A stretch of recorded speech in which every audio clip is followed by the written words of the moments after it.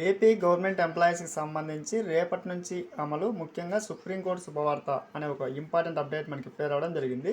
So దానికి సంబంధించిన పూర్తి వివరాలు చూద్దాము. వీడియో స్కిప్ చేయదని మన ఛానల్ని కొత్తగా చూస్తున్న వారు ఖచ్చితంగా సబ్స్క్రైబ్ చేసుకోండి ఫ్రెండ్స్. సబ్స్క్రైబ్ చేసుకోవడం వల్ల ఇటువంటి ఇంపార్టెంట్ అప్డేట్స్ పొందవచ్చును. అలాగే మీకు వీడియో నచ్చితే తప్పకుండా లైక్ చేయండి. లైక్ చేయడం వల్ల ఇటువంటి ఇంపార్టెంట్ న్యూస్ మన ప్రభుత్వ ఉద్యోగులందరికీ చేరుకుంటుంది. ముఖ్యంగా సుప్రీంకోర్టు ఆదేశాల మేరకు ఆంధ్రప్రదేశ్ ప్రభుత్వ ఉద్యోగస్తులకు సంబంధించి రేపటి నుంచి అమలు చేస్తున్నట్లుగా అధికారిక ప్రకటన అయితే వచ్చింది.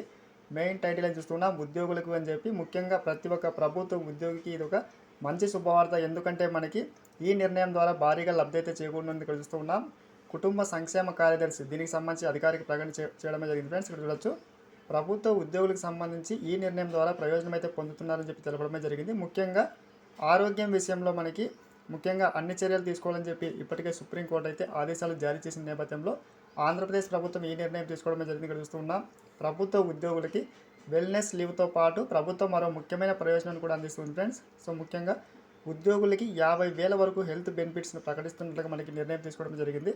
ముందుగా 50,000 మంది ఉద్యోగులకి ఇది అమలు చేయనున్నారు. ఇక్కడ చూస్తూ ఉన్నాం, ఉద్యోగులు తమ ఆరోగ్యాన్ని సకాలంలో పరీక్షించుకుని అవసరమైన చికిత్సలు తీసుకోవడం ద్వారా రిటైర్మెంట్ తర్వాత కూడా ఆరోగ్యంగా ఉండాలి అని చెప్పి ఈ నిర్ణయం ప్రకటించడమే జరిగింది.